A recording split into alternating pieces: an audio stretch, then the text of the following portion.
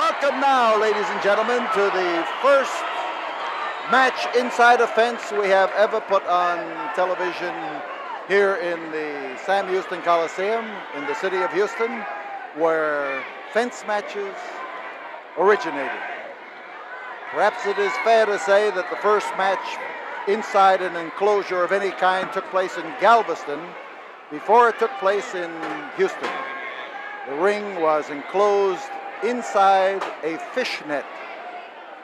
But then, when that was to enclose Bull Curry, then when here is Boyd Pierce. Texas Deathmatch rules means the match will continue until one man either quits or is unable to continue.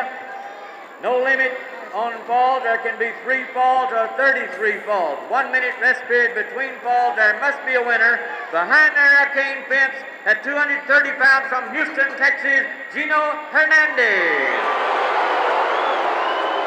And across the ring, his opponent, 245 pounds from Mexico City, Super Sock Jose Lothario.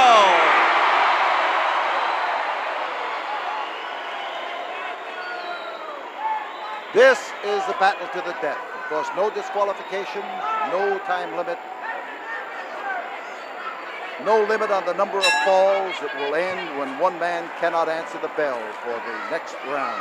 You've met Jose Lothario, you've met Gino Hernandez and been introduced to the referee. But now here in this first fall of this match inside the fence, you will have to meet the crowd just a little bit later because they are up in arms. They have had a tremendous amount of action during the night, but they've been looking forward to this one. Gino Hernandez with a side headlock. But again, I tell you that the first match inside a fence took place in the city of Houston and spread around the world. So Gino Hernandez, who broke that left arm of Jose Lothario, and probably wishes that it had stayed broken because it's bound to do him a lot of damage before this match ends. And Gino comes around with a beautiful right, and that one has not been broken. Object of the fence is twofold. It keeps the wrestlers in the ring, which is of paramount importance. It also keeps the fans in the audience, which is of equal importance. But in a match like this, where toughness is the virtue that should shine above everything else, we're bound to see a lot of rugged action. Where Jose is in the ring, some wrestling is bound to take place under any circumstance, but he gets that permission from the crowd to slam away at Gino Hernandez, and does it.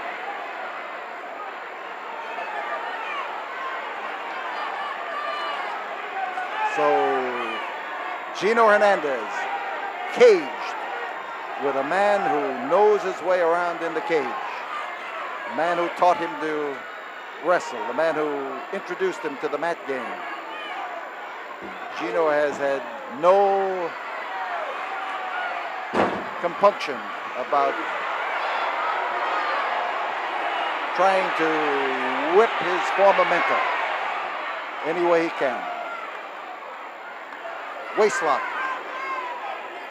Waistlock, and Gino is caught in it. It becomes a bear hug with the pressure that Jose Lothario is using, and a rip across the face, across the eyes. Remember, no disqualifications. The effort now of Gino Hernandez turning to try to use the corner and to use the fence, and he smashed it into it and managed to dent, not the fence, but to dent Gino Hernandez, and rather to dent Jose Lothario. And now Gino Hernandez strutting because he suddenly feels cocky and able to do it, and Jose's in trouble.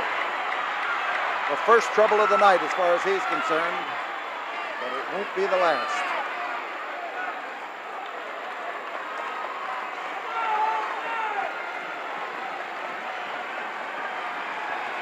Gino Hernandez with a grip on the trapezius muscles of Jose Lothario, able to pour in the effort, but this isn't what he's after. He wants to do damage to Lothario before this match is over, but he knows he's got to soften him up. He's got to weaken him. He's got to tire him out before he can accomplish the other things. The same thing could be said of Jose Lothario. He'll have to wear Gino down. Whoa! Oh, man, that acted like a spring. And Gino Hernandez, for a moment there, looked like he was going to try to climb outside that fence, something nobody has ever accomplished. Listen to that crowd in all of its bloodthirstiness, roaring for Jose to step in and clobber the man they know is Jose's toughest rival. He doesn't need any permission. But every time he clenches that fist, Jose means business. And every time he is set to lay it in there, that crowd encourages him all the way.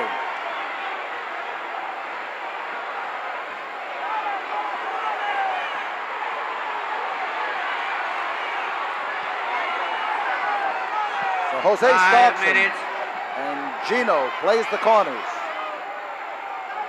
Corners, of course, are equally tough to withstand because the pipes that hold the wire to the fence are twice as numerous in the corners as they are anyplace else. Ripping across the face, the effort to impair the vision, to blur a man's efforts to do something in that ring, and now a fists and feet treatment. Ooh, man, he dropped in that tight and hard. And Gino Hernandez, reverse chin lock. You see him now as he pours it to Jose Lothario and hangs on there. Effort by Lothario to escape from this can only wear him down. Gino with that short hair that just a short time ago was non-existent. It had been shaved right down to the scalp when he lost to Lothario. And, oh, man, he laid it in there. He hauled off and clobbered him. One of Lothario's favorite blows.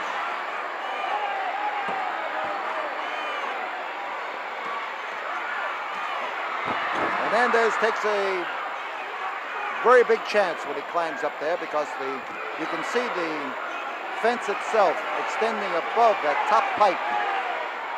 And that is where it's possible to become severely damaged in this kind of a match. Gino looking for a way to stop the inevitable approach of Lothario, found his mark with his feet, and it gives him an advantage.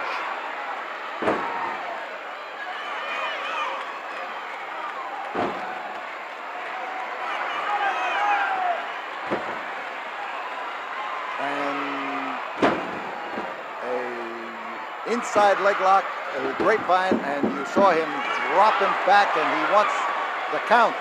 Now remember, winning the first fall is just something that gives you an initial advantage and a boost to your ego. There it is. But winning the first fall is not winning the match. The man who wins the last first fall, 7 minutes, 34 seconds, Gino Hernandez. We'll be back here in a moment, right after we have this word from the studio. Less than 10 seconds remain in the intermission period of 1 minute between falls. Lothario must not only answer that bell, he gets a 10 count if he's down. There's the count. There's 6, there's 7, and as he comes up, you see that Gino now gets the full signal to move in on him. So the first fall went to Gino, but that is only academic because winning the last fall is the object of this battle to the death. Gino Hernandez laying it in there on Jose Lothario. Ooh, and he now is going for the falls. Now the more experienced man in this type of battle is going to go after the punishment, knowing that that will win it rather than the fall. Oh, how he come up there with that beautiful left-hand swing. And Gino hoping now to put Lothario in the tough spot. A driving smash. There's a lot of swinging and a lot of landing of hard blows in this because they know that the man who can walk out of that fence is the man who's going to walk out with the win. Jose using that right hand more than he uses the left one, which is understandable considering that he is hard crash into the corner. And I mentioned there that you've got twice as many posts, 2 posts to crash into in that area. And Lothario now, look at those fans tell you, drive it in there. And they're giving Jose the full vote of confidence for him to blast Gino Hernandez, and he is punishing Gino, punishing him. There's 1, there's 2, there's 3, and the second fall of this match goes to 2 minutes, 2 seconds. Goes to Jose Lothario. We'll stay right here. Let's look for a minute at Jose Lothario as he gets over there in the corner, and he has a full minute's respite as referee Branko Lubich moves in there to check on Gino Hernandez and see whether Gino is going to be able to get up and whether he's going to be able to wrestle in this third fall of this battle. 30 One seconds. fall each man.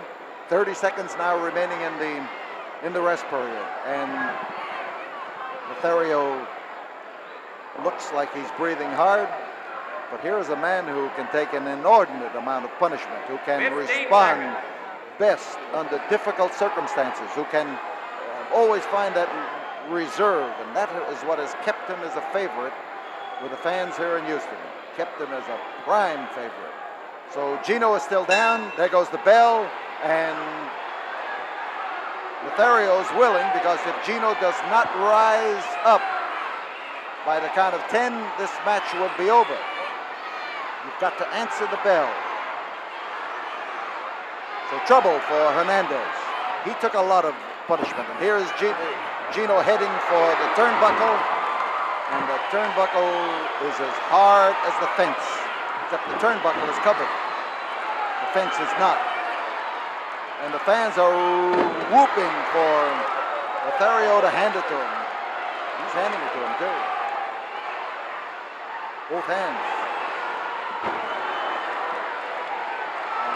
Gino right now is getting the lesson of his young life. And I wonder whether he is as cocksure and confident as he has been. He was confident enough that time to be able to push Lothario ahead of him. And Lothario hit just about solar plexus high and hit into that turnbuckle to knock the wind out of him. Gino in there, and he is chopping down, biting at the face or the eye of Lothario. And he smashed in there. You notice that he took him right toward the center of the fence, and there is an up and down support in the center of the fence. There's about 8 or 10 feet of fence, and then there is the center pole. And smashing into that is smashing it hard. And that time, Gino made sure that Lothario, who is bleeding now from a wound on the head, made sure that he came crashing into that up and down support. Now it's Gino on the move. Now it's Gino looking to take over on Jose Lothario completely. And Lothario bleeding and bleeding badly as the fence catches the brunt of it. Branko Lubich could stop this match if he feels that the cut is bad enough to permanently injure a man. But I want to tell you, it would be hard to convince Lothario that any cut was going to cost him a match. There again, right at that centerpiece. The center pole again, and Lothario's in serious difficulties now as Gino aims for him with his 235 pounds. Top man, Gino Hernandez. And there's one, there's two, there's three. And we have a fall with Gino Hernandez now with the third fall in this battle. So we are back now with about 15 seconds remaining in the intermission period of 1 minute between falls. We're coming up on the fourth fall. But I point out to you that this could go 4 or 12 or 20 falls. It only matters when one man is unable to continue. That could be decided by the count as Bronco is doing it, although he would be liberal with that because in a battle to the death, no man wants a questionable victory. Over that top rope, he smashed into that fence and smashed into it again. He just bent the ropes back that far, and the ropes are no real protection. And this time he was crashed into the centerpiece again, and it's Gino on top. There it is. We'll stay right here as Gino now has taken 3 out of 4 falls.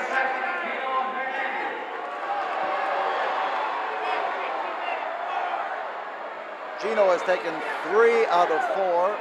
The question now is the future of Jose Lothario, whether he is going to be able to come out.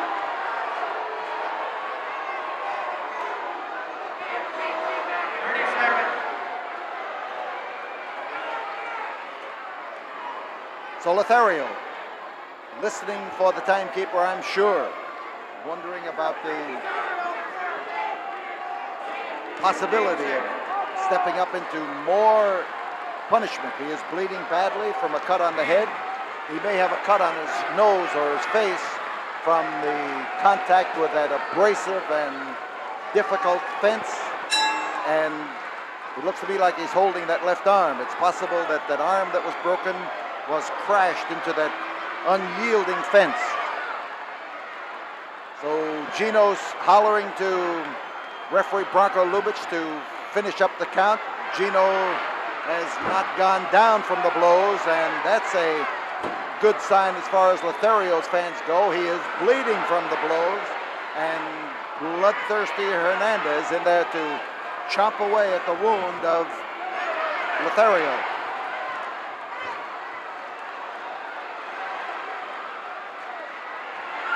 There he goes for the stomach claw, driving into the midsection of Gino Hernandez, catching him right in the belly and putting the big squeeze on. But the hand of Hernandez was across his face at the time, and it ripped in the area of his eyes. And here we've got Gino.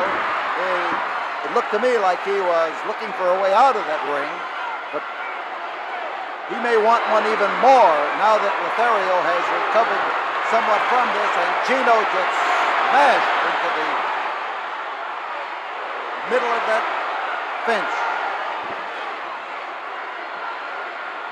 That fence is bound to have little bits of raised metal on it. Oh man, how he caught that one. Gino driven in there hard, driven in there solidly, and Jose Lothario measuring him for a wallop. Measuring him for the wallop, he tries his best to clobber him right on the area that was affected. So Lothario moves in as Gino Hernandez, with blood running down his face from the constant banging crash into the fence, is urged. Jose is urged on by these fans. They want him to blast him, and he did that with a left. There's nothing wrong with that left arm right now, I'll tell you that. And if it did hurt him, he didn't care. Oh, man. A smash in there for Gino Hernandez. And his face is covered with blood here from the contact with that fence. Drove him over that top rope. His feet were off the floor when he crashed into the fence itself and dropped back. The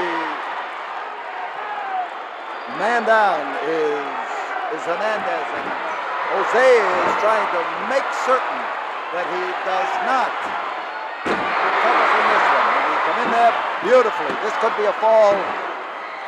So fall number 5.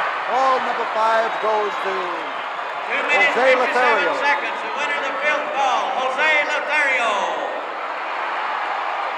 Lothario takes the fall here for fall number 5. And right after we have this word from the studio, we'll be back for fall number 6.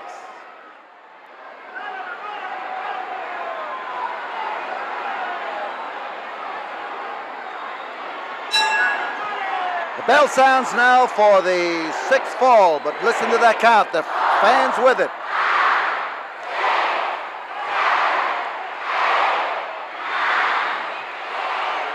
So Gino Hernandez got up before the count. But Jose has moved in there with the thought that he's going to fix him for a count that he will not be able to move out. And here you are, fall number 6, with Jose Lothario trying to make sure that this time Gino Hernandez will not be able to respond to the bell. Crotch, and he drove him into the fence, and I was about to say that he was going to have a crotch lift and then a slam, but it didn't work out that way. Boom! Landed a set of knuckles right smacking in his face. Listen to those fans drive him, screaming for him to move in there for the kill. On top, Jose Lothario. We've got a fall again, but remember that while we have just had the 6th fall. Winner of the 6th fall, 1 minute 8 seconds, Jose Lothario. We've had the 6th fall, but the end of this match depends on whether or not one of these men cannot answer the bell for the next fall. That's what counts. So Jose Lothario stands over him. We'll stay right here. We'll watch Gino Hernandez's efforts to rise up. 30 seconds he has now to get up, and I can have no doubt that he has a sore head. He has crashed into that fence, but so has Lothario. And in spite of the fact that Gino had his head shaved recently, there is no question that he has more on the top of his head to protect it than Jose Lothario has. So the man down is Gino Hernandez. Crowd telling Jose to move in. The bell rings to start fall number 7.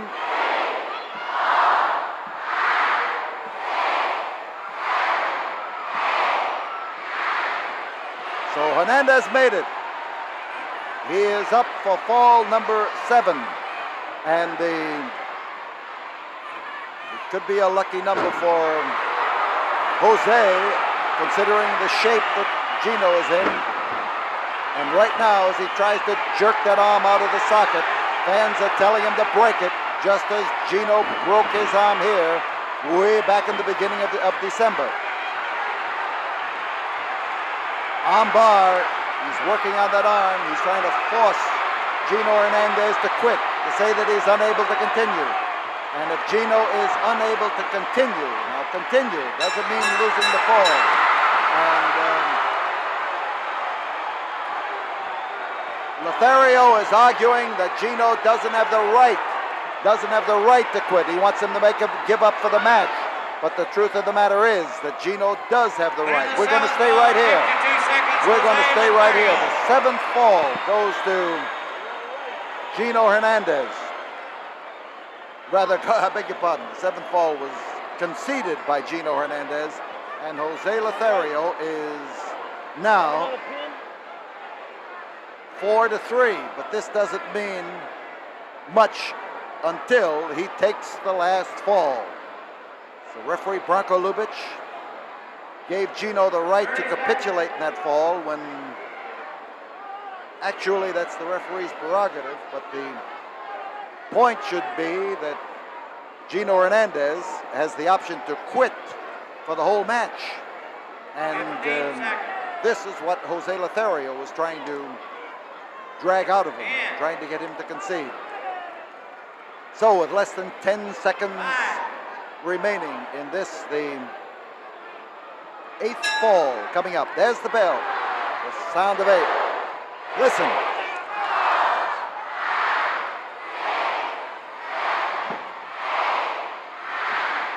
So Gino Hernandez is up, Jose Lothario moving in, protecting that left arm on which Lothario worked, and there was no doubt that Lothario was anxious to work on that arm for the simple reason that he knows what Gino would do to his arm if he could. Front headlock for Lothario.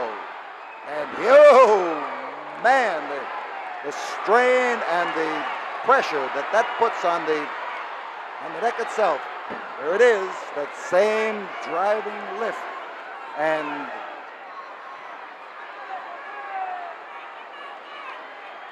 Branko Lubic looking close. There's the cinching of that front headlock as you notice where he's grabbing him up above the elbow, and he has his own arm. So he puts that on to keep that neck twisted, keep the head turned, keep pressure on a man who right now must be feeling that pressure to the utmost. You saw him drive the tips of his fingers into the throat, and Gino Hernandez just dropped on that top turnbuckle and on the rope, and this is the most dangerous spot that Jose Lothario has been in yet.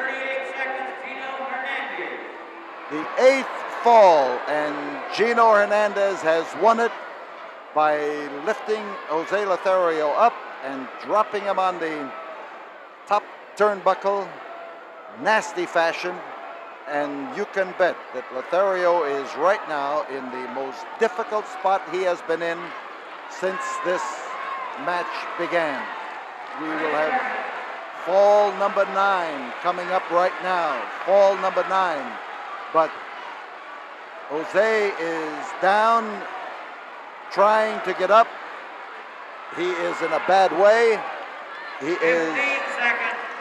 There is 15 seconds remaining here. The crowd is screaming for Jose. And bad sign. Jose started up and then fell over and is doubled up. There goes the bell. There is the count. The crowd isn't counting as loudly and as enthusiastic. Few people are counting, but the rest of them are trying to destroy the count. They want Jose to get up, and the fall and the match in this fence match goes to Gino Hernandez. He is the winner.